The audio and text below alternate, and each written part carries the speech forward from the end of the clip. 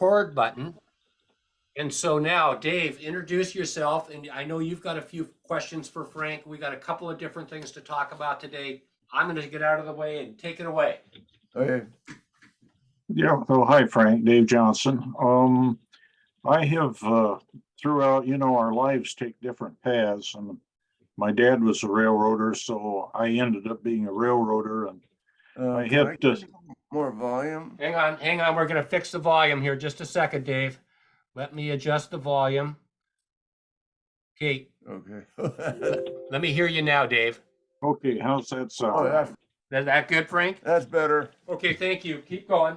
Okay, well, anyway, as part of my life, I ended up trying to save the Mason City and Clear Lake Railroad, which was an electric railroad started in 1896-97. And it's running Baldwin Westinghouse steeple cabs. We've got 4 locomotives. And so I had to learn an awful lot about electricity, but we have our own substation and we have all the problems that you'd have. I really didn't know much about the Milwaukee Electrics until I retired and talked with Jay Lensinger, and I just really interested in that. I should have, about 1960 something, I should have gone out to Missoula and signed up. Well, so you're running a 600 volt system? That is correct. Wow. And what kind of power are you running? Well, these things are 600 horsepower. We've got 3 of them at 600, and we've got 1 at 1,000. So it's pretty small potatoes. But I'm pretty sure that we have all the same electrical problems that the big roads do. Oh yeah. And we our substation consists of a complete board from the Chicago North Shore in Milwaukee. Oh. And it's got all kinds of GE relays and stuff on it that we don't use, but it's our overhead, we have some catenary, we have some just T's. We've had to fabricate our own T's. And Are you running AC or DC? we're running DC. Okay. We take talk about small potatoes in comparison. We take 13,800 3-phase AC. We transform it down to 480 AC. We run that into now a diode rectifier, 3-phase rectifier boards. And basically we have a computer controller now, and our big breaker's a GE MC5 breaker.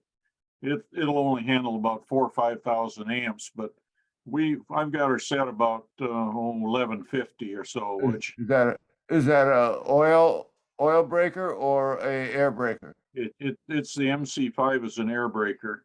Okay. They used to have a high-speed JR disconnect on the ground side, but when we put the computerization in there, the electrical engineer that from the company said, "No, you don't need that anymore." And I have to admit that the computer is a hell of a lot smarter at pulling you offline with a fault, or like we thought we were really big time when we went to rate of rise control, on the amperes, and so it's got all kinds of stuff, and I can tell stories about that. But I've been interested in the Milwaukee stuff, and I've been trying to assemble. There's all kinds of stuff that if you search for it, guys wrote a thesis on the system back in 1916. And the one area that it's very, very hard to find anything in is the substations and how they operated. And of course, from what I've read, boy, you know a lot about that. Oh, gosh. Hang on a second. Oh, doggone suitcase. Just take a second, Frank. We got all day. All right, I'm back with you again. I kind of missed the question. Oh, Well, I read one of your dissertations on the substation operation, and I just want to learn more about that and how all that was hooked up. And I figured if I got in touch with you, maybe two old railroaders could talk about it. Well, yeah, actually, out of Milwaukee, we had two different kinds of operations. One that was all electronic, it was all air control. Renton substation was all operated by air control and electronic control via telephone from Cedar Falls. I could start and run the switches there. I could raise and lower the voltage. I could not handle anything like on the high end of the DC. In other words, 115,000 volt circuit. I couldn't do any of that remote. I could just operate the MG sets and well, regeneration at Renton was just never happened to speak of, because it was all on the flatland all the way to Tacoma. But the substation like Taunton was a substation that was on the flatland outside of Othello, and that could have all been automated also. But at the time that I was there, it was still manned. It was a roving operator that was on call there whenever they were going to run a train, which at that time was about twice a week. So they were just to be operating at the substation without running a train. You could kind of sit on your butt, so to speak. But at the station that I was at Cedar Falls, maintenance was a everyday thing. Hyack was the same way, because of the condensation and the age of the buildings. The material coming off the ceiling and the walls, getting on the MG sets, things had to be checked out pretty damn good, so that you were ready to run it, ready to put out 3,000 amps or 3,000 amps DC for a train. So your substation is all automated? Yes, it is. Basically, we don't keep the power on 24 hours a day, but basically they come in the morning and press a button, and if it puts a test load on it and determines if there's no shorts on the line, and then it comes up. And the biggest problem is that we don't have any compensation for voltage drop as locomotive loads. So sometimes the headlights get pretty dim when they're pulling up a hill. Well, are you restricted? You had restricted hours, like say from 4 p.m. to 7 p.m., where you'd have community load taking power? No, we have no restrictions at all. It's just that when there's nobody in the shop where the substation is, nobody around, why we turn it off. But there's no community that draws off that same source of power? Yeah, there is, but our power company there's no problem with it. We I think only once in 25 years did they ask us if we could shut down afternoons for a while. But normally there's no problems at all. Well, if you're only running one or two locomotives at 600 horse max, and you're never drawing all that much power, only on a short pole. I think we've got a couple good grades, but they're only like half a mile. What protects you for, like, if you have a short circuit? Oh, that computer controller looks at rapid rate of rise on current and cuts you right off. So the computer shuts off the power? Right. And it senses whether it can come back on again? Right. And until, and maybe you've experienced this, but for example, before we had the computer, all we had was basically the air breaker and then that high-speed disconnect. And we had the boys shoved a tank car under a low wire one day, and she touched, and unfortunately it was not a really good ground, and so it started arcing. And they were right near the substation, a couple hundred yards, so they run in as fast as they could. And it wasn't enough current to pull the breaker, but it was enough current to start cutting through the tank car. And Yeah. before that was over with, it cost me $10,000 to fix that damn tank car. And at that point in time, I got on the phone and started trying to find out what I could do. So that's when we went to the automatic computer control. And it's Balfour Betty, I think it is the ones that made it.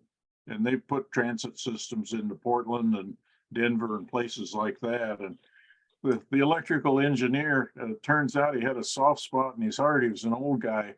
So he sold us the equipment at half price and assisted at no charge and questions for putting it in. So I was really pretty happy because we had we have two transfers, one with the old Milwaukee, which is now CP, and one with the old Chicago Great Western / Rock Island, which is now UP. And one day my boys called me or come to lunch, and they said, "Say," he said, did anything happen today?" And I says, "Yeah, it's about 11 o'clock. The breaker tripped. She tripped out." And they said, "Well, did you do anything?" I said, "No, it's got an automatic reset in." And I said, about 10 minutes later, she tripped out again. And they said, "Well, we had our radio on because we were waiting for things to show up on the UP transfer. And we was over on the UP frequency, and we heard the switchman say, 'Well, the juice line must have their power off today because we just touched their wires with the top of the air conditioner on the locomotive.'" So Yeah. I went and looked at the logs. Yeah, when they shoved the tank cars into that locomotive in the transfer track, yeah, she tripped. And of course, this was a double track with span wires. So, you probably heard of, sagging wires. So anyway, they were out from under the sag when she reset. And of course, then they did their stuff and set the handbrakes. And when they pulled out again, they hit her again. And then, of course, a minute or so later, they were gone and it reset. So I was really happy with the way that worked, but they had no clue of what they had done. Yeah, I had experiences where they, like when the locomotive was in the roundhouse, and the roundhouse wanted to do some mechanical work on it, and so they called for power, and I gave them like 3,200 volts, and tripped the JR breaker and shut the whole thing down. And so I think we had like 30 seconds or so to get back online. And when I come back online, I got tripped out again. Come to find out that they left the ground clamp from the locomotive down to the track still attached. And so it didn't cause any problem, but it could have created berries or barbs on the contacts in the breaker that would have to be cleaned off if it had been a hot, hot ground. Yeah. But that was pretty interesting because our breaker you had to almost crawl, duck your head to walk alongside of it because the arc chutes were about 6 feet high, and you could have fire coming out of that arc chute. Yeah, I don't doubt it. Like I Yeah. said, you guys were big time, with voltage and current capacity and But everything. we had short haircuts and didn't wear watches and didn't have gold teeth. We worked with one hand behind our back at times. Yeah. Why did you do that, Frank? I'm sorry? Why did you work with one hand behind your back? So the electricity could only go down one side of your body. It wouldn't go through your heart. Yeah, and wearing boots that had some rubber soles was not a bad idea. Yeah. You I had to be pretty careful about everything. you know, something that you may not have experienced, but we have, and that's when in the winter time, if they don't clean the crossings and you get a layer of snow and ice build up on the rails, we've had a locomotive get up on the crossing and the lights go out. At Really? that, at that point in time, the car body of the locomotive is at 600 volts. And so we caution, you know, there's only a few of us, so you really, really want to pay attention that if you want to get off a locomotive that's got the pole up, the trolley pole up on the hot wire and the lights aren't on, the only way to get off safely is wear gloves and jump off. You have to jump at least 3 feet. Yeah, That's well, that's the thing over here. Even if you're like if I'm driving my truck and the power line comes down on my truck, I have to make sure that I can clear that truck by 6 feet when I jump out. yeah. Well, it's 600 volts. Tires You are smoking, then you're in big trouble. it's 600 volts. You don't have to jump 6 feet, but I made a point of in the winter time telling them about them, and then the way they got it, the way they got them running is they'd take a pick and they'd whack the pick in between the wheel and the railhead. Melt the ice. Well, this is for the people that don't pick the crossings out to begin with. Well, that sounds pretty interesting. Yeah, so you're so the other the operation in San Francisco, that's 1,000 volt DC, the BART system. Yeah, And that's still running. That got started around 70, not 70, maybe 72. So as near as I can tell, they're still running. yeah. I've been out there a couple times about that time, and they were still running I don't know whether they're PCC cars or not, but I took an afternoon and I rode out to the end of a couple lines and back, and you know, the motormen running those things, if you had any interest at all, when the guy went off his shift, he says, well, just stay with me. We'll drive her right into the car barn and everything. And, you know, those were back in the days where, you know, the older railroaders would do things like that for the younger ones. And Yeah. I had an advantage that way if I was suckered into railroading.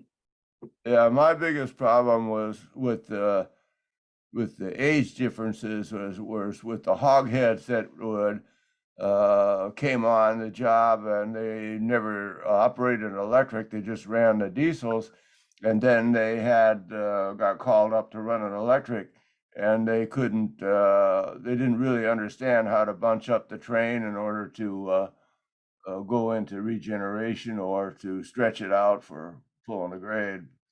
So they went back and forth. My what do you call it? My circular graft looked like lightning bolts going back and forth. Oh, yeah. Jay from out of Missoula supplied me with that one dissertation that you wrote, and also he'd gotten a hold of a couple of those circular graphs.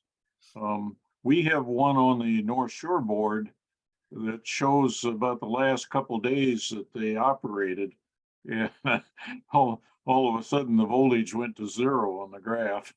So And that was the end of the North Shore. Yeah. Well, that's interesting. I just want to just slide a quick word in here. A couple things. First, if you could put your address in the chat. I've got a copy of Frank's article that I want to mail to you, and that way I'll make sure it goes in today's mail. And then Frank, if you could talk to Dave a little bit about the issues that you had with the power supply that you were sharing with the community. Remember the community power supply and the power company charged you more, and you had all those different rules? On the Milwaukee's basis? Yeah, on the Milwaukee. Remember in how you could run a train up the hill and down the hill, and it would only cost 25 cents. Well, you're pretty much on flatland, aren't you? Oh, yeah. Yeah, so I'm going from, we were going from sea level to over 3,000 feet. So anyway, the as the communities developed more, like North Bend and Bellevue, especially Bellevue, areas that were provided electricity by Puget Sound Power and Light,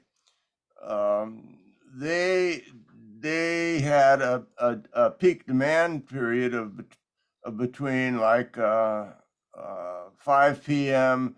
and 7 p.m. And then again at say around 6 a.m. to 9 a.m. And during those peak load times, they told the Milwaukee that they didn't want the Milwaukee to or try to avoid running any trains uphill during those peak times and to not start the MG sets. And so we tried to run trains economically between that time. So for an example, this particular case that Jonathan's talking about is during the daytime, let's say 10 o'clock, we ran like a 3,000 ton train over the mountains. And then that train went all the way to Othello, then it came back the next day, and it was like 4,000 tons coming down the hill. And so we brought them down the hill. It was like around 3:30 in the afternoon, and Hayek was running because the train was still between Cle Elum and Hayek around Easton. And so I went ahead and started Cedar Falls like at 3:45 ahead of the high rate time that Puget Energy had set. It was like 4 times the rate that we normally paid. I can't remember the millage, but so that train had a really good hoghead on it. And he came out of the tunnel and he's going into regeneration right away. So my assumption is he was kind of bunching up his train while he's even coming through the tunnel. He didn't have to, because the tunnel was downhill. And then, so he's staying in regeneration for almost 50% of the time coming down the hill. He backs off every once in a while, but there's times that he's bringing in like 1800 volts back in 1800 volts DC back into the substation. He's motoring the generators, and then the motor, AC motor, is converting the DC back to AC and putting it out on the transmission line, right back onto the Puget Sound Energy transmission line. And so the train drifts through Cedar Falls. There's no set out or anything. And he just coasts all the way down to Black River Yard, which is a large yard between Seattle and Tacoma. And he makes a set out there, and then he heads to Tacoma and ties up. Well, the meters on the power use meters in the substation showed that the difference between the use of power the day before and the power gained this day was like 25 cents. That's pretty economical, isn't it? I kind of did that on my own. In fact, I worked a 12-hour shift and I never turned in overtime because I didn't want anybody to give me hell about it. Yeah, that's pretty interesting. Go ahead, Dave. Did you have something? When they're in regeneration mode, you've also got other substations. Are they cut out? In other words, how do you route the current the power from the going downhill into a particular substation? Well, Cedar Falls, we had 2 MG sets. They were both GEs, and so you had an output capacity of about 3,400 volts or 3,400 amps. That was your maximum output. Input, when you were bringing, when the train was coming down on regeneration, especially if the train was over 2,000 ton and if the hoghead was pretty cautious, they you had to stand at the switchboard there and to keep that incoming amps balanced between the two sets, because the sets would be jealous of one another, each other, and one would try to steal it from the other one, and then you'd trip out, and then it was hard to get back online unless the hog had backed off on his regeneration. So it was pretty tricky. You can't hardly see it on this picture here, rheostats, or I think right in here.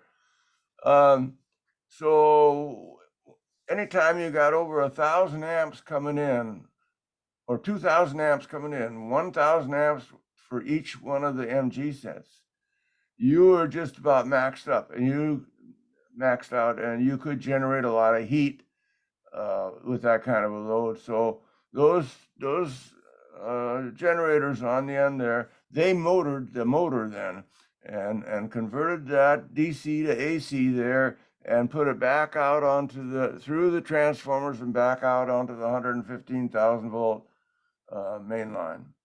It might be a little hard to understand. If you follow it like pouring water, well, then you can see it. So, Okay, Frank, yeah, could you, I tried to, I go ahead. tried to, I tried to bring up that picture of, this is the, get us, motor generator sets there. I did have a question over on the left wall. There's some boxy units, and it looks like that there's resistor grids in them, and they look like the 8x8 Westinghouse, or they look like what we have for resistor grids in our locomotives. Well, you got to remember, I ran a GE. My station was GE.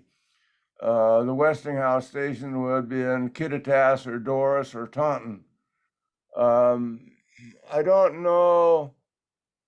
I did make a heater out of one of those resistor grids one time to dry clothes for the guys working on a highline, but I really can't see the starting and running switches. I can't quite make them out here in this particular photograph.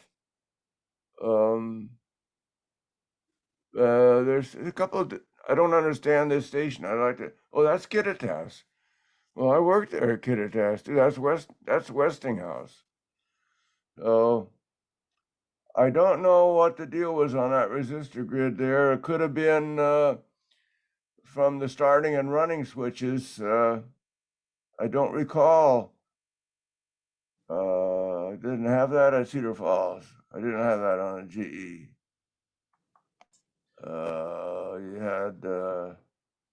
You had a load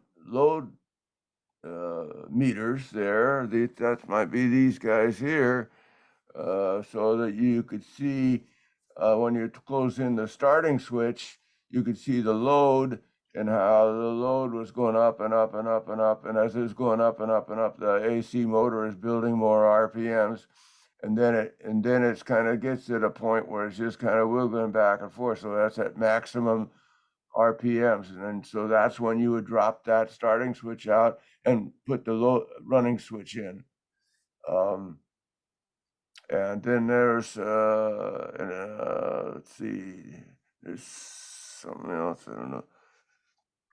Yeah, once again, this is Kittitas. So at Cedar Falls, there was 3 light bulbs here that would go dim and bright, and that has to do with the availability of the power through the transformers. It was kind of it went away. I mean, it was only in there for, when I was there, it was almost out of service, that type of thing. They'd done something else in there. So I don't. I am not real familiar with Zoom.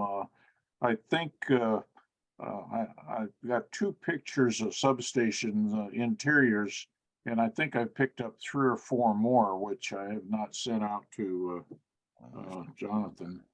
All the way. I don't know if there's a way that I don't know if you can see my pointer moving around on the picture or not? We can. Oh, okay.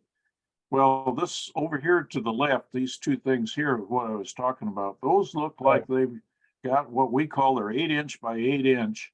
And one of them, and they're used for the resistors in our locomotives. In other words, we put our locomotive in the first point and the power going to the traction motors goes through 4 or 5 resistor banks, which are multi-element. And then as we move to the second point, the magnet valve then shorts across the resistor, which takes it out of the circuit. One of our problems is we can't buy those anymore. We've gotten so far as I've had a 3-dimensional CAD drawing made, and one of the universities close to us in Cedar Falls supposedly has a machine that can, with fine sand or something and glue, can make the patterns. And we're probably slowly moving down the road to being able to cast those things.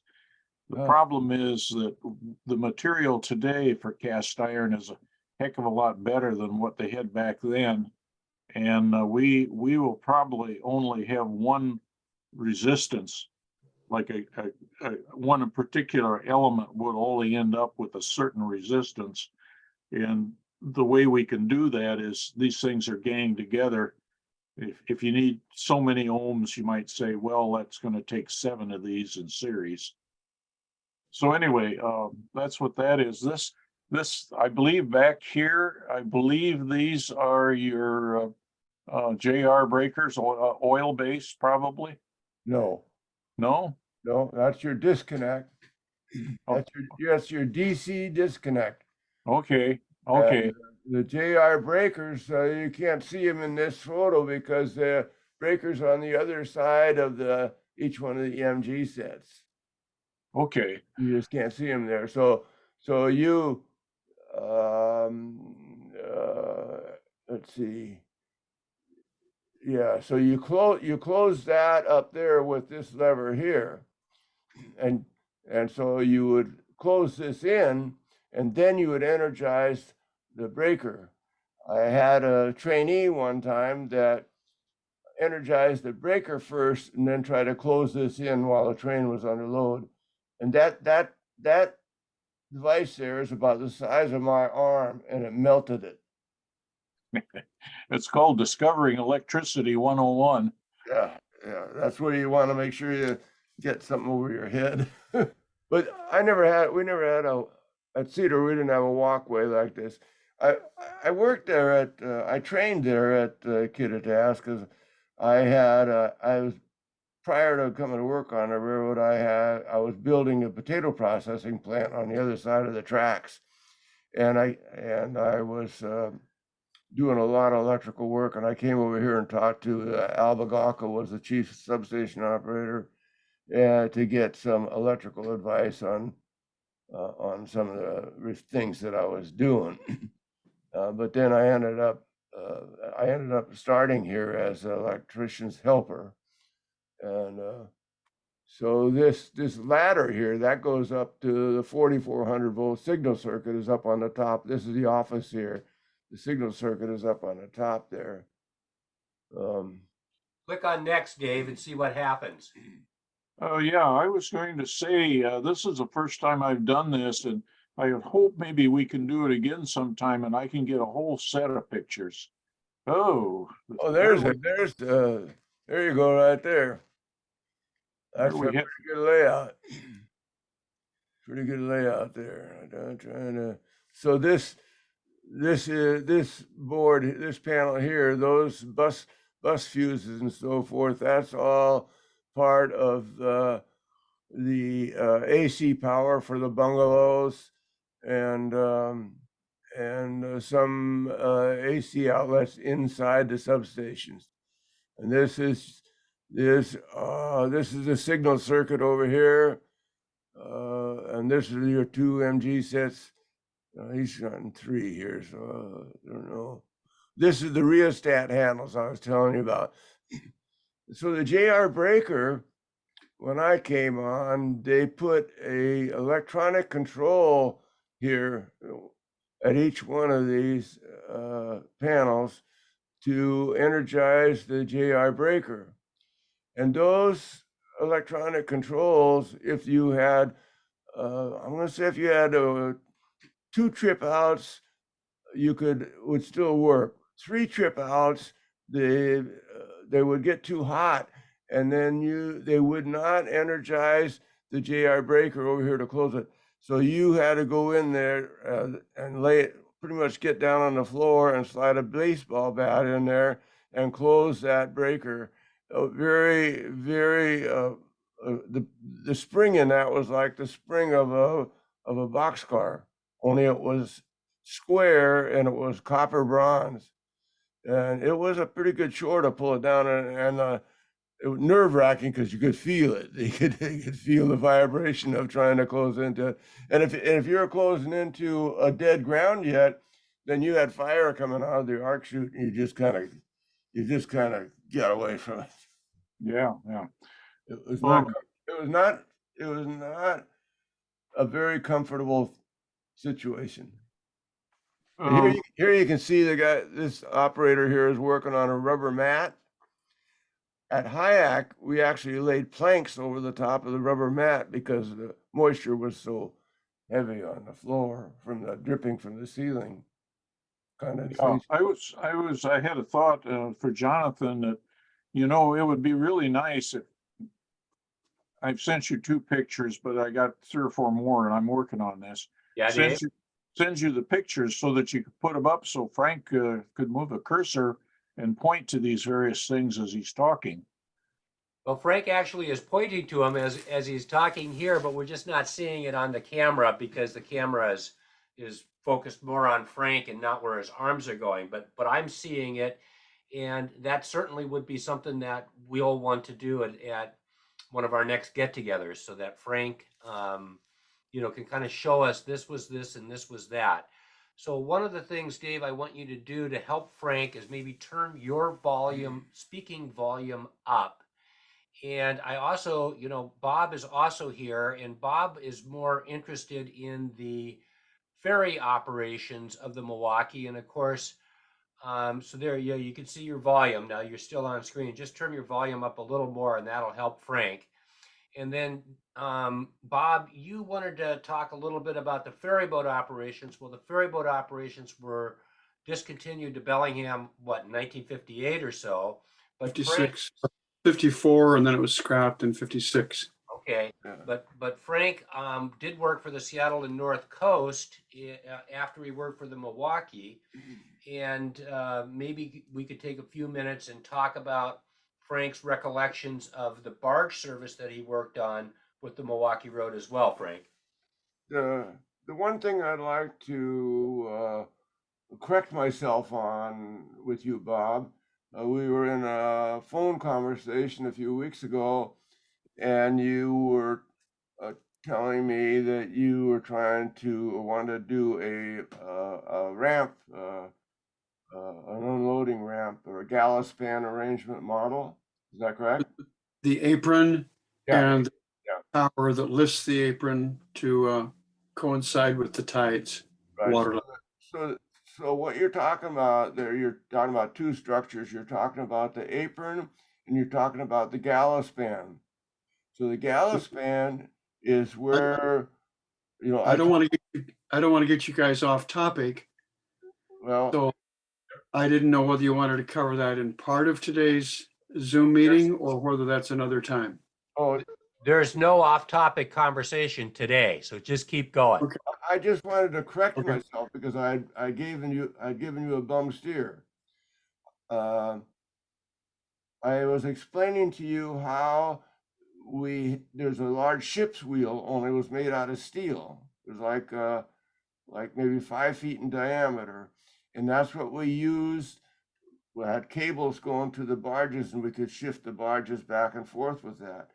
And I alluded, or I told you that was the same mechanism that raised and lowered the apron.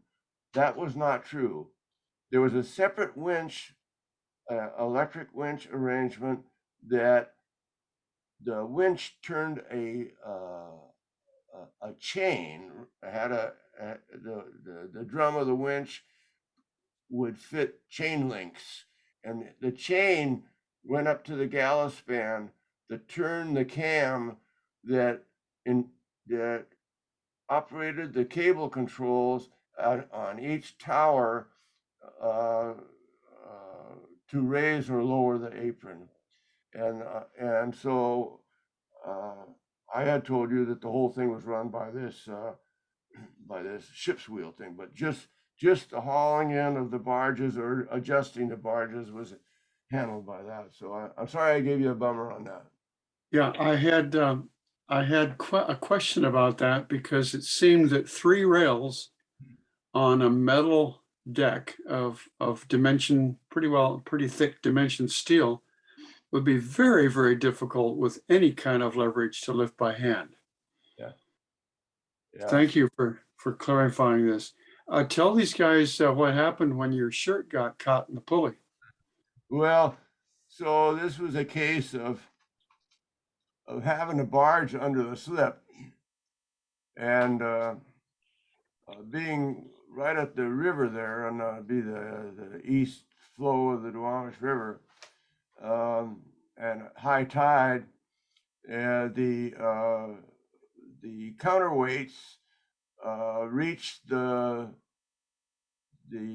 point that they allowed slack to get into the cables, and so the cable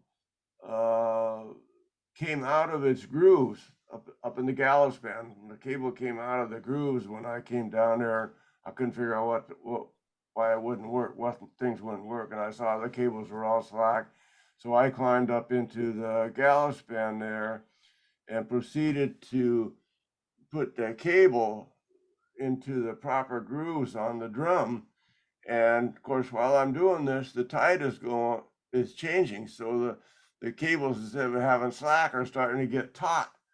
And so I'm working right over the top of it, and it was nice, in the summertime. Anyway, I got my shirt, and my only way out was to rip the shirt out.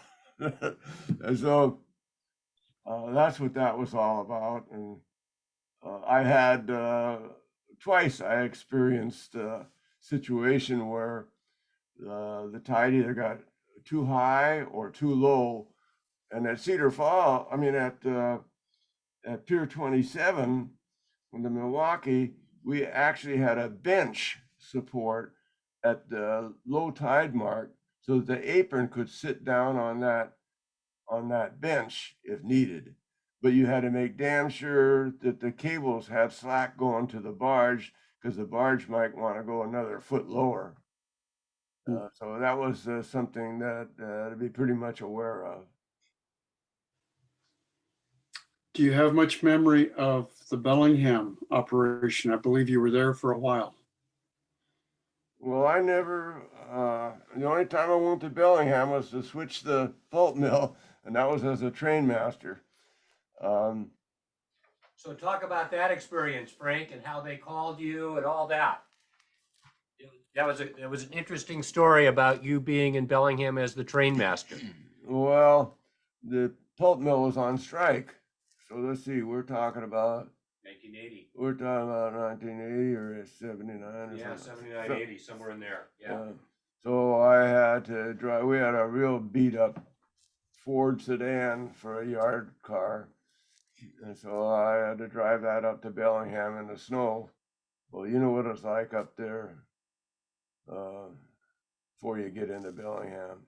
So anyway, I get up there and I'm a traveling engineer up there, and I'm working the fields with coupling up cars, leading cars off, and taking them inside the building and lining them up as at the particular loading spots at the loading dock, and then taking the loads out and setting them out on the main or on the siding. So the one time I got called that the pulp mill had one car to pull out of there. And so I said, I ain't going up there for one car. Well, boy, I got my tit in the ringer on that one, because Milwaukee, Chicago said, hey, you go up there, whatever they got. So I got burned a little bit there, but I eventually got it all taken care of. You got paid for it, didn't you? It pays the same, even if it's not much work. Well, you'd have to understand, all my life I've been a hands-on person. So as a train master, I was a hands-on person. In other words, if there was a trainman that couldn't make it to work, or if a trainman got hurt on the job and was sent to the hospital or home, then I just jumped in and I was a trainman to keep things going. And if I was at Black River Yard and we had to get orders from Black River Tower to make a move, I told the train crew that I kept them lined up with work to do at Black River, and I would run down to the tower and get the train orders and run back up, and then we'd be ready to go. So I had a job to do. I had a responsibility of getting things done, and I was known to get things done. Foss would say, if you have a problem, call Frank Zellerhoff. I might call you about help with my fruit trees in the yard. Got some trees to prune. Well, that's what I was doing when you called. By the way, I just got finished. So my doctor said, what are you doing up on the ladder, Frank? Getting fresh air. Yeah. Well, my trees get easier to prune every year because I selectively remove an overbearing limb, something that the tree isn't quite symmetrical. I'm simplifying it even as they're long past their average lifespan. They were old when we got here 35 years ago. Yeah, you can do that. I've done that too. In fact, right now my pickup's sitting out here with a half a load of plum tree branches. So Frank, Well, why don't you talk to us a little bit about your days on the Seattle and North Coast?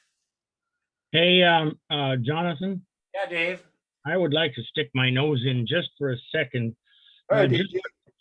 Hi, Frank. How you doing? Pretty good. Hey, I would like to stick my nose in just for a second regarding that Bellingham barge operation. I have here in front of me a note from Eddie Manuel, who was one of, but not the last agents at Everett, and he's pretty familiar with things. And of course, he's no longer with us. But in the year 2008, he sent me a note, and he said that Seattle to Bellingham barge service was discontinued on Saturday, June 23, 1956, and that it was replaced by a Great Northern Detour of the cars at a flat rate per car. And not wishing to muddy the water or anything, but I think that Ed's pretty reliable, and I think we could go by that date. He probably had some correspondence that backs it up. Continued to run via barge to Bellingham until June of 1956. He also told me in a separate conversation that back during World War I, and I think during the time the USRA took over the railroads, that service was also discontinued, and the government directed the Great Northern to accept those Milwaukee cars in detour between Everett and Bellingham. And that's all I wanted to say. I think it helps to know that the tug itself was retired in 54, and Foss Tugs took that contract. So some of the pictures showing the barge we know about with the superstructure on the back end, on the stern. Some of those photos are Foss Tugs, named after members of the family. The Arthur Foss sits beside the Virginia 5 at Mohi. So there was a time when Foss took over the tired old Milwaukee's work. That's an important clarification.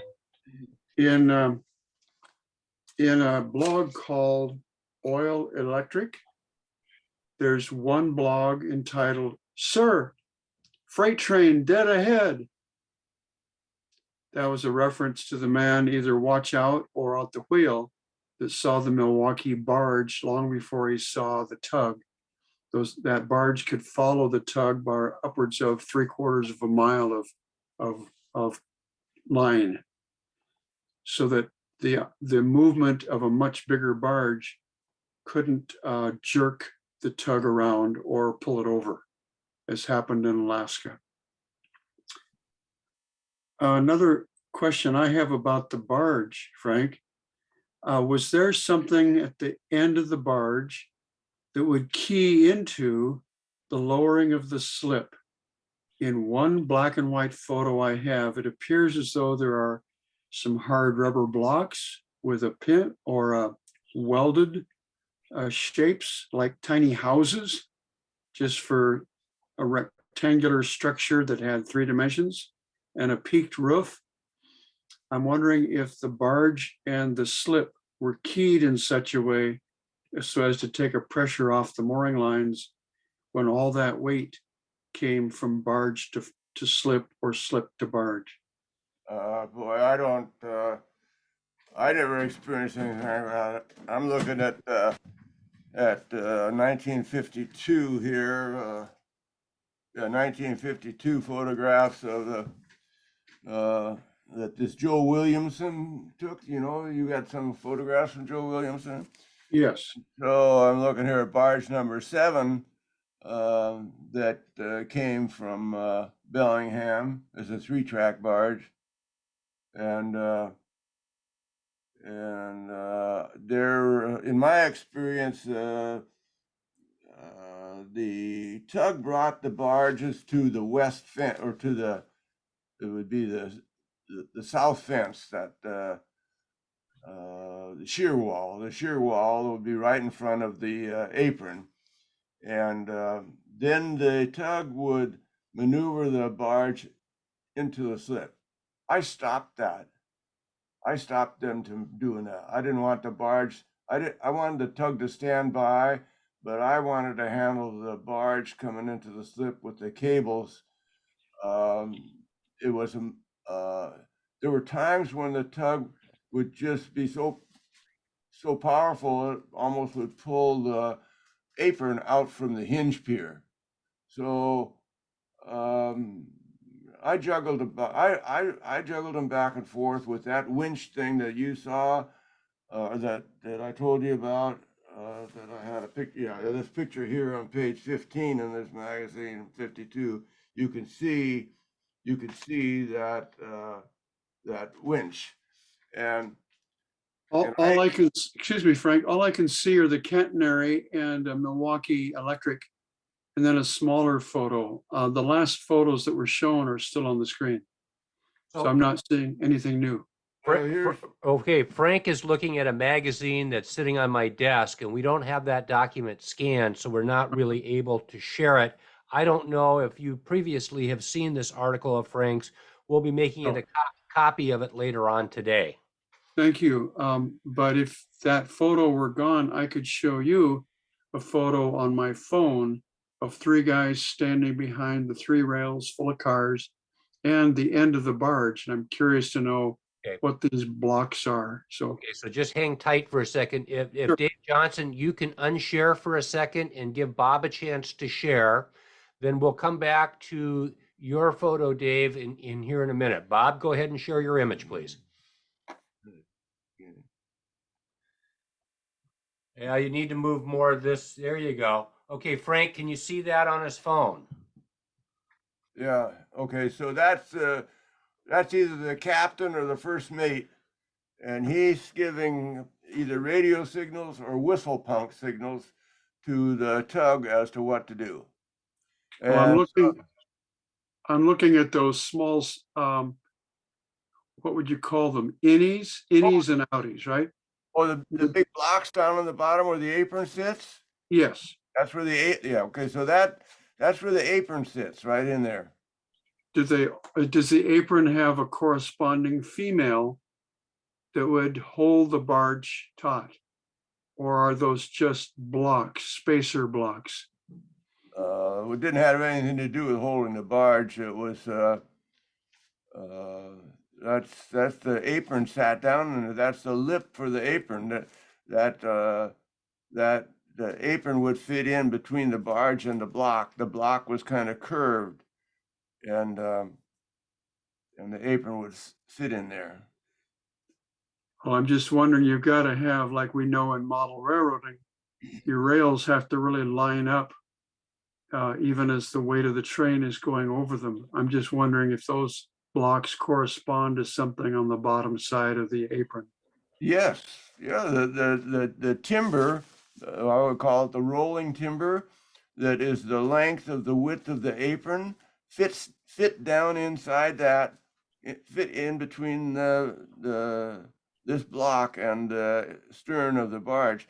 Now, lining up the tracks was maybe at Bellingham time was probably difficult, but at Pier 27, we put large turnbuckles and gauge rods on the track that we could adjust the track with the turnbuckles to line the tracks up with the barge.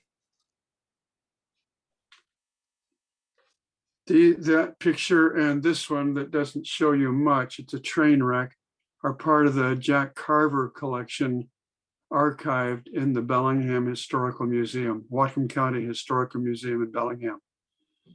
Yeah, just so that people know, Jack Carver was the photographer for the Bellingham Herald for many years. And when Jack Carter retired, I was a newspaper deliverer for the Bellingham Herald for many, many years. And when Jack Carver retired, his collection went to the Whatcom Museum. So we're grateful to have these images available to us for these research purposes. Keep going. Jeff Jewell is the archivist there in the annex. The annex houses, among other things, the Darius Kinsey collection as well. I know that the Bellingham Herald did a scoop or did an article when the Milwaukee came into town for the last time. They had a celebration. Photos were taken. I've just been dismayed at how few pictures I've been able to find of the Milwaukee and the barge. Well, So I had to make a trip to Burien and ago, and so it was a little bit more difficult. Frank's got this great article that we're looking at now. Bob, let's just turn this around so that Bob can kind of look at what the article looks like. I'm just going to show you quickly. oh yeah. Back up. And here we've got some barge photos and a very interesting article in Pacific Motor Boats Magazine, February 1952. And of course, the cover article is the Christine Foss towing gas and oil for Alaska.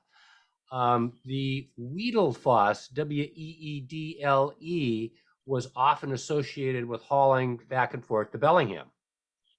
And that would be in your history of the Foss Barge Company. There's a book out on them, and they talk about the Bellingham operation a little bit. What is the magazine name? Hang on, let me read it again. This is Pacific Motor Boats Magazine, February 1952. This is a workboat journal. And the article is called Boxcars on the Water, Milwaukee's Busy Maritime Department. And this is Frank's copy of this magazine. So it's certainly a worthy issue. And it's got several pictures. I can see a picture of the barge or the tugboat there, isn't it? Yes. And here's a picture of the tugboat there. Yes, that's the Milwaukee tug there. That's our tug. That's your tug in your picture. Right. There. And then there's a picture here of loading the barge in, this is Seattle Terminal, then that's on Alaskan Way. Yeah, this is the Seattle terminal here. Okay. But this is what I was trying to explain. Right here is a large wheel. Okay, hang on for a second. Let me put this up on the camera so you guys can see it. Okay, see down here in the corner. All right, well, you can see the man standing and talking. Okay, behind that, Frank, now go ahead and describe what this is behind there. That's then. the control system. That's the raising and lower. This is the chain I was talking about for raising and lowering the apron. At least it turned this big cam. This chain just went around like that, it didn't change with the tide at all.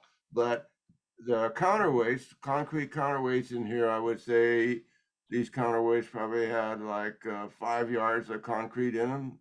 So, and then they had cables attached to them, and they slid in.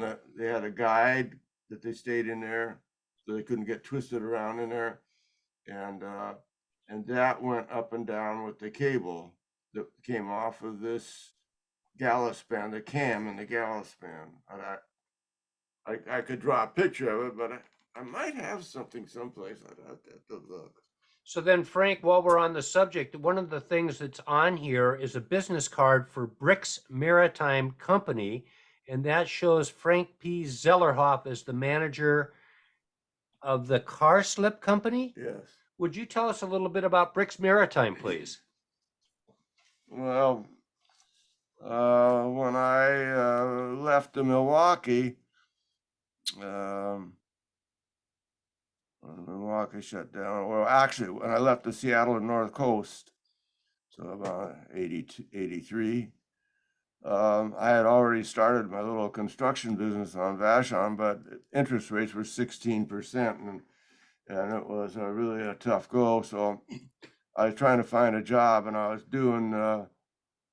doing work for the Washington State Department of Transportation, John Conrad, on evaluating the possibility of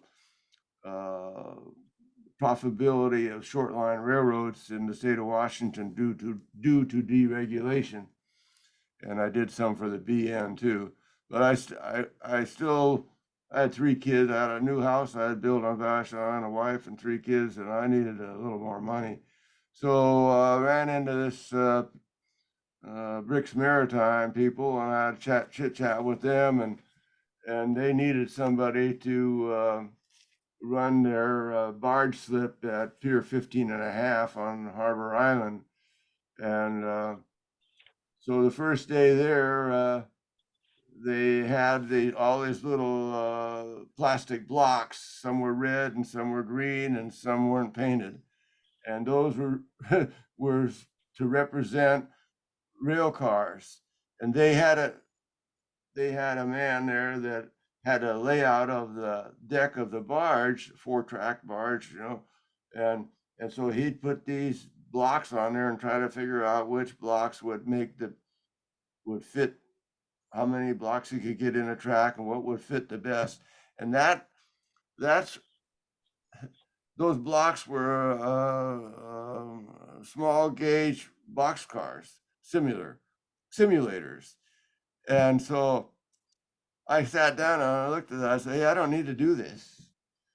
He said, "What are you talking about?" I said, "Well, I know the lengths of the cars. I know by the car number, I know whether it's a long drawbar car, short drawbar car, 40-foot car, 50-foot car, and I can lay this all out." And I said, "You have 4 or 5 sulfur cars coming. They're all the same length. What does it make any difference on the barge whether you have the right number, the car's number correctly on the barge? It don't make any difference at all. They're all the same cars." So they couldn't figure that out. So I worked with the UP. I went to the UP yard and gave the yard master a list, a switch list. And he said, "I've never seen a switch list like this before." I said, "Well, I'll go down to Harbor Island with a crew and I'll show them if you want me to show." So I worked with several UP crews, and I had a really good rapport with the Union Pacific officers. In fact, they brought me breakfast a couple of times at the coffee pot. But that was my session there, and I worked there for quite a few years. I made them a lot of money. I handled all the rail barges, Sitka and Ketchikan, and I loaded some really hazardous stuff that Tom Crowley didn't want to mess around with. I did some stuff for the large towing company in Vancouver, which right now I can't come up with a name. So barge 50 or barge slip 15.5, then it handled Sitka and Ketchikan. Would it also have handled Vancouver, British Columbia and or Whittier or Seward?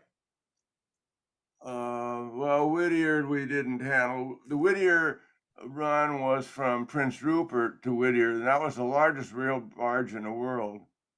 And that is still running, and it's being towed by Western Towboat out of Lake Union. And I know that because I have a future grandson-in-law that works for him. I can't remember the name of that tug though. We used to call it Big Ugly. But yeah, you couldn't start it in Seattle. It was it smoked so bad that you had to pull it out past Alki Point in order to start it. Yeah, city of Seattle didn't want that sitting down there and idling. Maybe I should tell a model builder that we could supply him drawings or plans or more photos of the Foss tugs. There were a lot more Foss tugs than there were a Milwaukee tug. And it would bring us from over 100 years of tugs, the men building the tugs for a kit dissemination through the hobby would might find more traction with a better known tug name. Well, there's a very good list of tugs that were owned by Peter Bricks that primarily operated on the Columbia River all the way up to Lewiston, hauling French fries and hauling grain. You might have seen pictures of covered grain barges coming down the Columbia. Peter Bricks did that. Peter, how do you spell bridge? Bridge. B-R-I-X. Bricks. B-R-I-X. Bricks Maritime. Oh, I don't know if you can see that. Can you see that or not? No. Here, I'll hold it up to the, let me hold it up to the Peter, camera. Peter Bricks. There's the card if you wanted to, I don't know how the focus is on that. I'm doing the best I You can see can. it. You can see it. Hold it right there and I can take a screenshot. There you go. We'll hold it right there. I'm gonna move it over a little bit so we can see Frank's smile. Frank, now you need to smile when we get to the photo part of the program here. Well, just okay. Here, now I got my camera. Okay, up you go. All right, Clickety click. and you move it just a bit toward his face. So I can. There we go. Okay, you got it. You got it, Bob. Got it. Great, Thank fantastic. you. Yes, indeed. I might have a lot more stuff, but the Foss tugs, gee, I work with the Christine and I worked with all the D boats, Dorothy, Deborah, Diane. Are they all the same class, the D boats? The D boats are all the same class. They towed the 118, barge 118, a 3-track barge, 15 car capacity to Port Gamble and to Shelton. And also to Vancouver. And one time there was a bad storm on in Juan de Fuca Straits, and the barges were laying up in the San Juan Islands, but had to get the Foss 118 back down because she had to get unloaded and loaded to go to Shelton. So the skipper brought that barge down through the Swinomish Slough. Are you still with me? I don't know. We lost. Keep talking. The other people. I'm still with you, but I have to make a phone call right now. Okay. So anybody else ask him a question? We'll come back to, because Okay. I have heard, I've heard about the Milwaukee's had an operation out near Hoquiam, Aberdeen, probably to help with the sawmills there. But I don't know anything more than that. I haven't done any historical research because I don't have a layout big enough. Yeah, I never went down there. As a train master, I was basically between Cle Elum and Seattle and Black River Junction. I didn't have anything to do with the Portland connection and so forth like that. Yes, thank goodness, because I was busy enough. You know, I had 3, 6, 12, had 14 train crews in 24 hours that I had to make sure it got the job done. So I didn't need anything else. Wow, 14 trade crews in 24 hours. Yeah. Wow. Okay, so Bob, you're gonna make your phone call, so you're gonna mute Oh. now for a second, is that right? Yes, sir. Yes, I will. Okay, all right, so Dave Johnson, back to you. You had some more of those really great images inside the substation. Let's switch back to those images and let's get some more input on Frank as to what was going on, WATT. Don't fall asleep, DT. All right. I got one for you, DT, when we get around to it. Okay, so now we're looking at Dave Johnson's picture here. And Dave, if you go to the upper right-hand corner of your image and hit that full screen button right there. There you go. That makes it a little bit bigger for us to see. Thank you so much. Voila. Well, that's a remote operation in the Rocky Mountain Division. But I'm going to tell you something. You see that window behind that electrical panel? See that double pane? You can see their double pane steel windows. Yeah, that's right. That window was at all the substations. At Taunton, one time at Taunton, a lowboy truck got stuck on the track coming out of Othello, and the train hit him, and it threw an arc off the right behind here is the MG set, number 1 MG set. It threw an arc off of that commutator that melted these steel frames in this window. If you want to talk about, I've had fire coming out the windows, the second story windows. I had fire coming out of those windows. My wife was sure I was dead. You can believe that. What are these 3 sections here? Those are he's probably operating. This one. He's starting an MG set at another substation. Whether there's 3 separate substations there, I don't know. I don't know of any. There was nothing like this on the Coast Division. My operating panel for running Renton was like a pinball machine. It stood up on the opposite corner of the office. This chair would be turned around and facing outside, and that would be where my phone circuits were and my information for running this substation.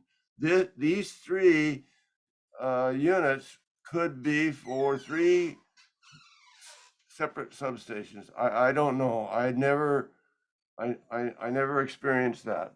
I've seen that picture though. It's in one of the railroad magazines that I just gave you.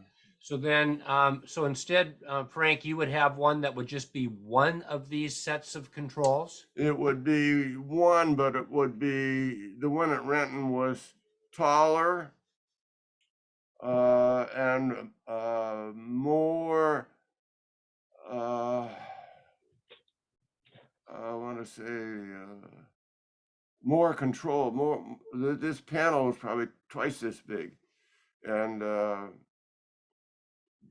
there was always red and green lights as to what was good and what wasn't good.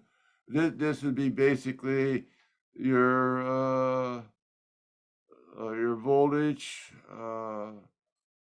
This could be your amps. I don't know. I don't know. This appears to be in different colors. I don't know whether that has something to do with the signal circuit. I just don't know what that is. I never operated one of these. Those were only on the in the Rocky Mountain Division. I was just going to ask you if that was the Rocky Mountains. Okay. Yeah. There's in that one of those. In one of the magazines that we got. Yeah. Yeah, Frank. I can show you a picture in there. Okay, yeah, Frank donated some magazines to the archive, and we'll go through those and identify the parts that are of interest to us. So, Dave, do you have more photographs? Let me see here.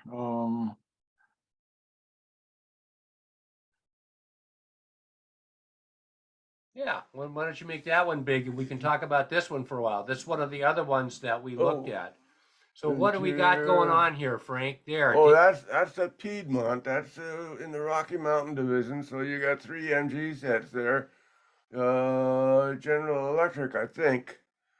They're smaller than the MG sets on the Coast Division, but they put out a lot. They put out plenty of power, and the 3 of them together could be roughly 4,500 amps. So they could run um, multiple trains at one time. I had run 2 trains at one time, and so sometimes you had to open the disconnect for, say, the disconnects would be right above the office. There'd be a circuit for going east, a circuit for going west, and a center circuit for tying the 2 together. Well, if you had a train running on either side of you, you wanted to get rid of that, open that center circuit so that you could control the power needed either east or west, and it could be Humpty Dumpty.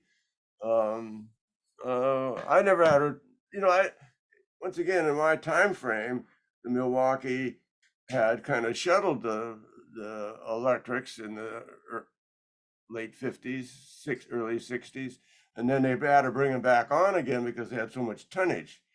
Especially the tonnage from the Foss barge operation to North Vancouver was horrific. I mean, I could unload 100 boxcars of lumber in a 24-hour period on the Seattle waterfront, and had to get them off the Seattle waterfront because that was UP had like number 3 track or number 4 track on the waterfront. That was right next to the freeway for the grain cars to go to the Pier 91 in Seattle. So I would take a drag, quite often one of the, like the 10:30 job in the evening or something like that, would take a full drag out to Black River, and we'd actually make a switching list, and they would switch those cars at Black River for cars that were going north or going south. None of that BC lumber could be sold in Washington or Oregon or Idaho, from what I understood. It all had to go like to California or east or west. That was some kind of a deal that they made, the lumber companies had made.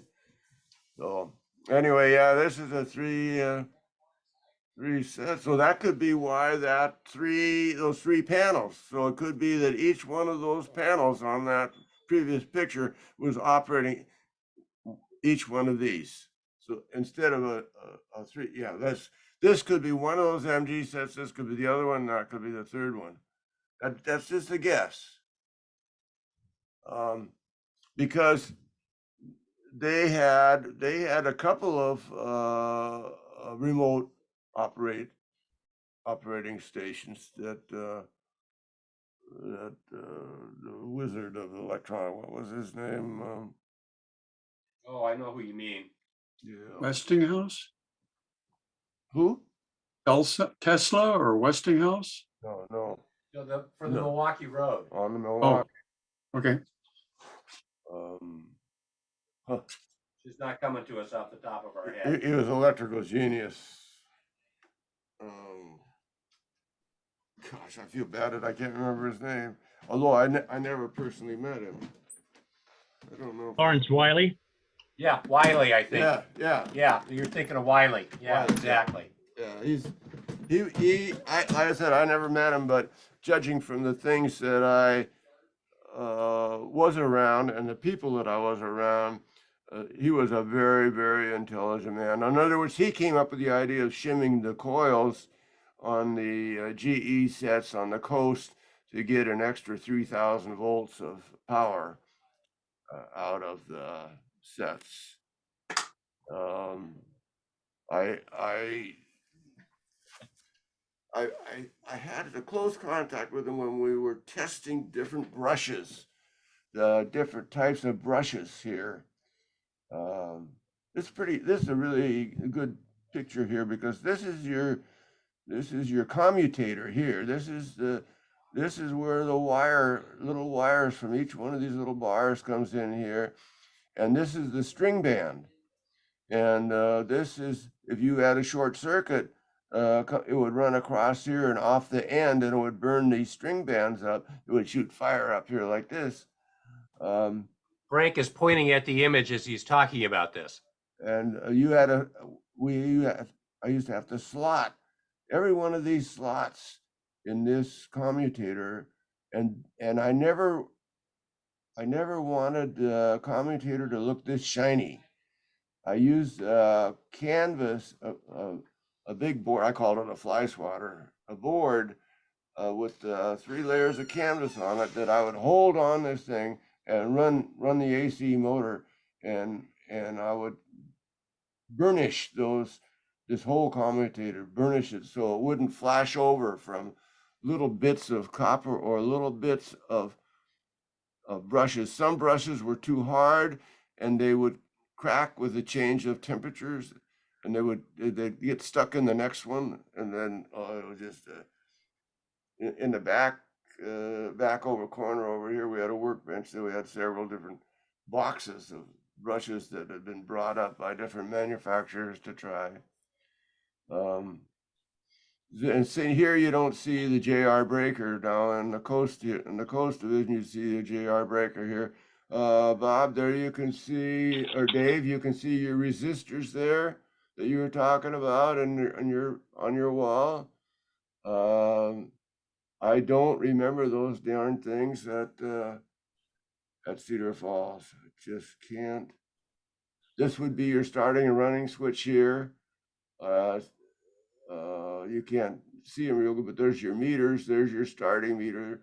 There's your running meter. There's your field switch meter. That at Cedar Falls or at Cle Elum would be over on this side right here. Hey, Jonathan, could you point the cursor at the string bands again?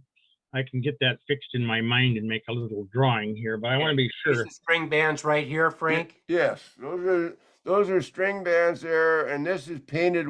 This is painted like with a product called Gliptol.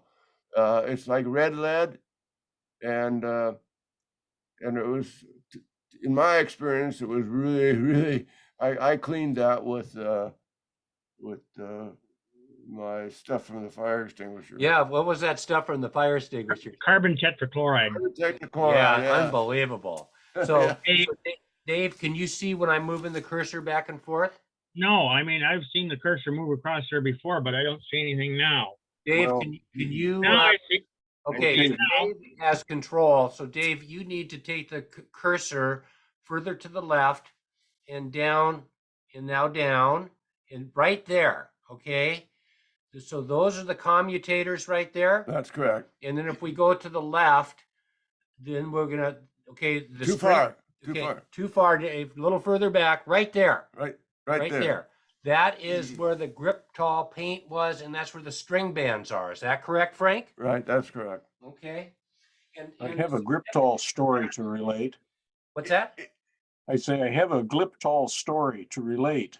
Go ahead, please. Okay, we of course on a railroad you get to rebuild traction motors. So I sent a traction motor down to we call it 3E in Des Moines, Electric Engineering and Equipment, and they could actually a 1920s traction motor. They had people that could do that. And when I was talking with the shop foreman, I said, "Now when I get this back, you're gonna have it coated with red Gliptol, aren't you?" Yeah. Oh, no. He says, "We have something that says almost a clear yellow. It's much better." So, okay, so a few weeks later, when they called to tell me it was done, I went down there and of course, you look at it and ooh, you painted that with red Gliptol. He said, "Well," he said, "we did it the way we normally did it. And then I got a spray can of red Gliptol just to touch it up for you railroad guys." Hey, Dave, I even painted the toilet seat at the substation with that red Gliptol. And the guys from Puget Energy thought it was a real joke. But when you walk by that 115,000 volts disconnect, well, let's see, it was a 2300 volt disconnect.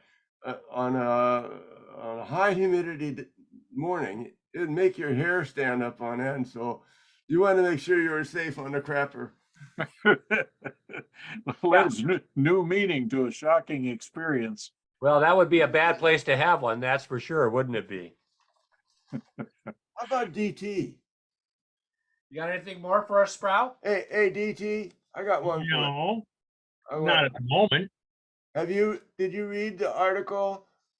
I know you read the article that in a railway magazine that I wrote, that article I wrote. Yeah, I wrote it. I read it. I had the manuscript for it much earlier. So I kind of already had seen it, but yeah, yes, Okay. I did. The answer is yes.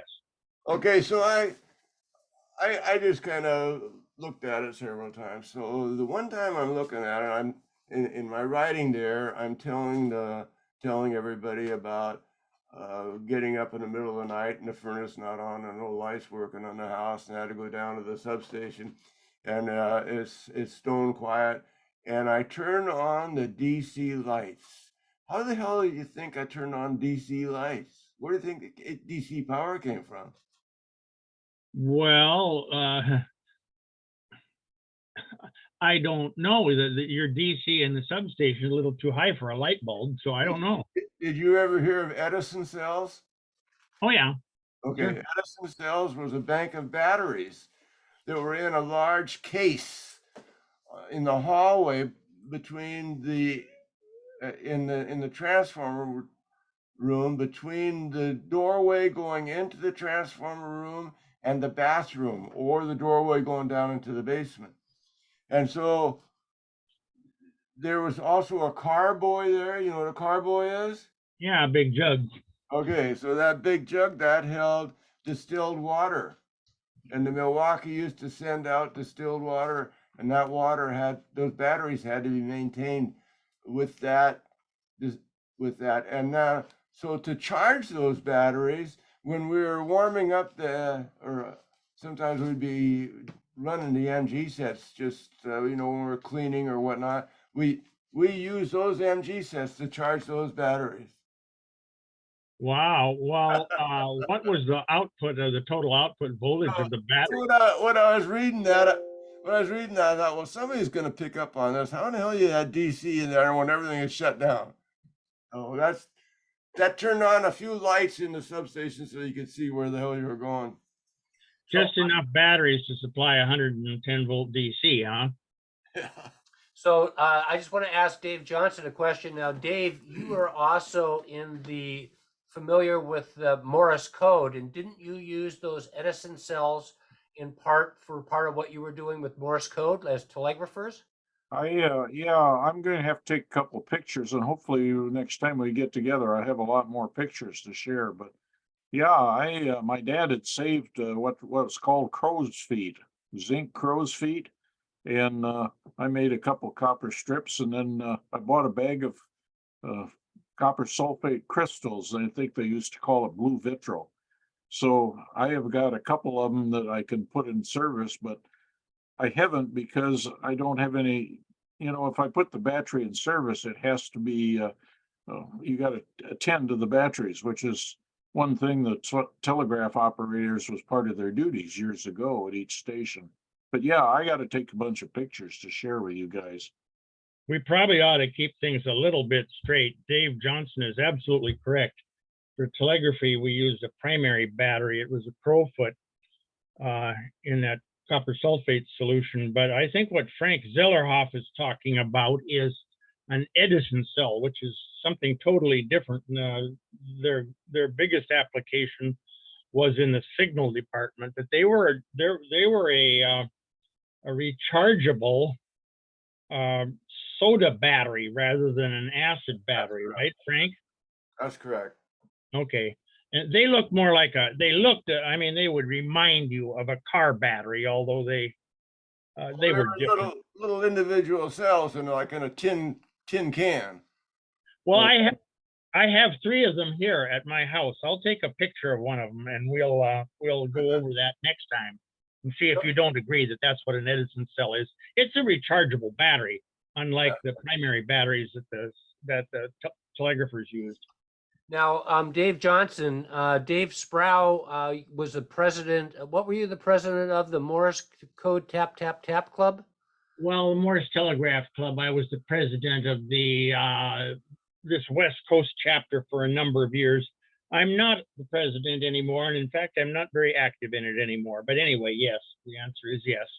And Dave, we have a group out at South Clay Elm, which is a Milwaukee Road heritage site where Frank and I are maybe going this spring, and to take a tour of the substation so we can kind of see where things are. And that Morse Code Club is working on creating a reenactment at the South Clay Elm Depot.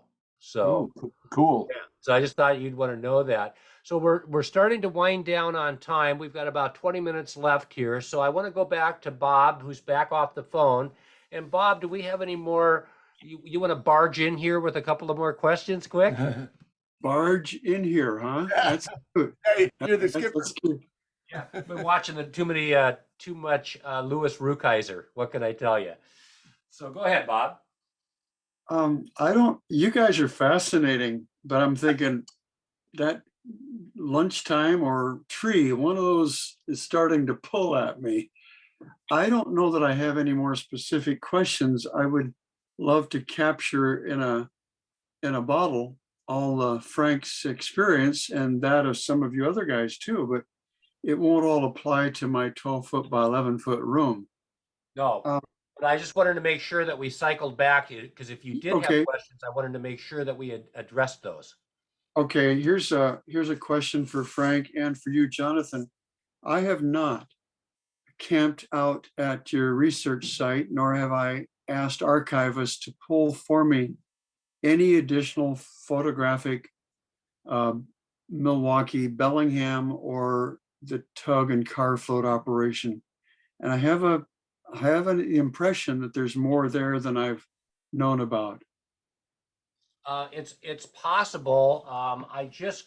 We just got in a collection of 6,200 Milwaukee Road images from around the West, and there is a notebook binder full of stuff on Bellingham and Whatcom County, Okay, and that's certainly available. Can I- can I peruse that on site down there? What we would do is we make an appointment. We have office hours on Tuesdays and Saturdays. Saturday's usually an easier day for the commute to come down here, and then we can pull that out and make it available to you. And as needs be, we can scan some of that information for you. So, which we could do with no problem at all. And I could maybe see if we could make a photocopy of Frank's article here, and then I'd have that available for you. And Frank has donated some items to the archive today, and we'll be looking at those items and seeing, what's new and exciting in that collection. So yeah, it's very much. And of course, we also have the Boeing Club here. I don't know if you've ever seen the Boeing Employees Model Railroad Club. I have. Yeah, so I always say there's the Boeing side and then the boring side, and I'm the boring side, not the Boeing side. So, so that would be fun. And so yeah, just drop me a note. You have my contact information. I do. Coming down, and I'll make sure to have that available. And Cascade Rail Foundation, which is the owner of those collections, is we had a board meeting there today, and we're going to be getting more active in terms of getting some of this information online so that researchers can look at this stuff from home. So Thank you. yeah, and so then Dave Johnson, again, we're starting to wind down on time, and there's certainly no preclusion for us getting together again here in a couple of weeks based on what Frank's schedule is. But for today, just checking to make sure that we've covered all your bases, and hopefully that this has been a worthwhile investment of your time and effort, Dave. I've had a very, very good time, and it was a real pleasure to talk with Frank. Our areas kind of overlap in electrical, that there's some things that he knows what I'm talking about, and I know what he's talking about. And I look forward to doing more of this. Fantastic. Now, Dave, you were telling me that the Milwaukee used a 12-foot pole and you used an 8-foot pole, or what were some of the A hot differences? stick, you mean? Yeah, well, hang on. Oh, no, on T-arms. There are places, we have, half our railroad has T-arms. They're 2¼ inch T's, by a 1/4 inch thick, and they're 10 foot T's. I think the Milwaukee where they put T-arms up used 12-foot T's. And, So we want to have some pictures of that maybe for next time to kind of help Frank jog his memory. yeah, and of course they had a end casting and they had a sliding. I call it a hog rod casting, and they pole casting, and I've got pictures of all that stuff. A number of years ago, I was out to Missoula and looking around, and I can talk about suspenders and suspender clips, and I actually found some of the pieces along the right of way out there. You know, rails have been long gone, but yeah, I need to prepare a little better now that I know what we can do, and it'll also be, we really need to, when one of us has a picture, we need to be able to put it up full screen and then have your own cursor where the rest of us could follow it. Right, because Yeah. the cursor, it follows the person who's sharing the screen, which is logical. Yeah, which is fine. Yeah, and we know that, and we can make that work, you know, in a future get together. Because I think today has just been an absolute ton of fun, and you know, we've covered a couple of different topics, and we've spent some time with Frank before, and by golly, Frank, we're going to spend some more time together. Are you enjoying yourself? Yeah, a little bit. It got me off the island. I got a ferry ride to Seattle. Yeah, there you go. I never come to Seattle Well, anymore. why would you? You know, so if we got, Frank, I have a question. yeah, go ahead, Bob. Frank, do you know any other living legends, old timers, former Milwaukee employees with memories, so that before they're gone, we can capture some oral histories from their point of view or their expertise? Boy, Bob, I don't hobnob with the guys. That's one of the reasons why I joined Milwaukee magazine people, so that I would keep in contact with. But we're getting few and far between. You know, I told you I'm going on 84. I have a hell of a time hearing. I can still see pretty good, but it takes me a while sometimes to conjure up everything. But I enjoyed it. I mean, I'm not a railroad nut, so to speak. I just enjoyed doing it. I've always enjoyed heavy equipment, boats and ships and trains, I guess. So being on Vashon Island, I don't I try to stay out of politics, and I don't have any railroad friends. There are a few old timers, ferry guys, but we used to get together. There used to be 8 of us. Now there's 4 of us after Cornovus, and out of those 4, there's half of them like to go and have a beer and a drink at noontime, and I don't buy that, so I don't go. So To answer that question, the Cascade Rail Foundation people, and especially guys like Mark Borleski, who are really active in it, could lead you to some people, the dwindling number of people like Frank, who have firsthand experience with this, and that's something you ought to take up with Mark ASAP if you're interested. Yeah, Mark Borleski would be he's kind of our board president, him and Paul Kruger, but Mark's more involved. Mark is actively working on a project putting station signs on the Palouse to Cascades Trail, where all the depot, stations used to exist along the right of way, and is also involved. We're actively involved in the South Clay Elum Heritage Site. And that's a good segue to talk about the fact that Frank and I are going to be going up to South Clay Elum this spring and taking a tour of that substation so that we can understand this used to be here and that used to be there, and this is how this worked, and that's how that worked, and so on and so forth. Well, we've got Frank, available to help us understand everything that goes on inside of that substation.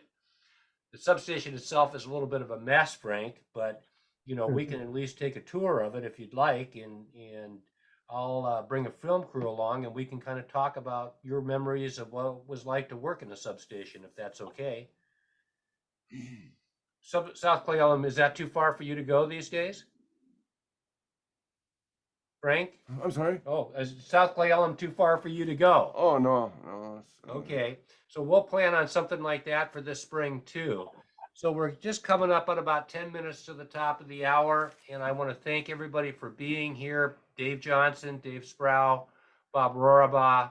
I think an interesting conversation, and I appreciate all of your input in giving Frank a soapbox from which he can describe some of these memories for us in a very interesting time. So, Frank, you got anything more you want to say before we go? DT, it might be worthwhile contacting the Railroad Retirement Board to see who is still, who they're still supporting here on the West Coast.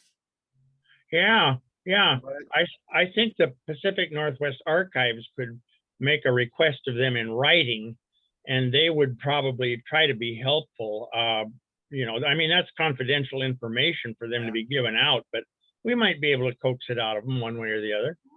Might be able to. The only one I do know, a yard master, Johnny Johnson, worked for me in Seattle, and he lives out in the Tacoma area. He hasn't been too well lately, so I don't know what is. In fact, I didn't even hear from him at Christmas this year. So we would probably want to track. Frank, do you have a phone number for him by any chance? I do. Okay. Not with me, but I do. Okay. And then I think that I think I mentioned this before too. The gal that ran the beanery at Cedar Falls, I think she still lives out in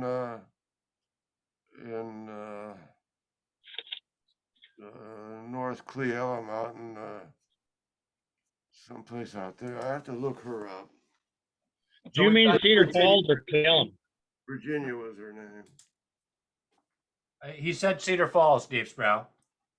Yeah, I know, but I wonder, Ellen Cooley ran the one at Cle Elum. And in fact, she even married a Milwaukee Road guy later. Wonder if she's still around. The signal Anyway. signal maintainer at Hyack, Jim Foster, he's dead. He might still be around. No. Unfortunately, he's not. Oh, okay. He was at a big meeting at Cle Elum a couple of years ago. I think we're too late to get a hold of him, Frank. Okay. So according to Dave Sproul. So, okay, guys. Well, at this point, I'm going to say that we've had a very productive get together, and Frank and I are going to come up with a time for us to get together again sometime. Okay. I appreciate talking to you, folks. Stay healthy. Okay. Good to meet you. Good to meet you face to face, Frank. I like your boat. Yeah. What a beauty. The ship. Yeah, ship, exactly. So, Bob, thank you so much for being here and for all your questions, and for Dave Johnson, your perseverance and just wanting to be a part of the party. You certainly have been a big addition to us, and we really appreciate your help. So, I wanted to just say thank you, and I think we've fried a few fish, but we've got a lot of fish in the bucket yet to fry, I'd say. Absolutely. And so I know I certainly had a fun time today. So for now, I'm going to say hasta la vista and sayonara and auf Wiedersehen. And we'll catch you guys on the flip side, and have a great rest of your Saturday. And again, look at that beautiful tugboat.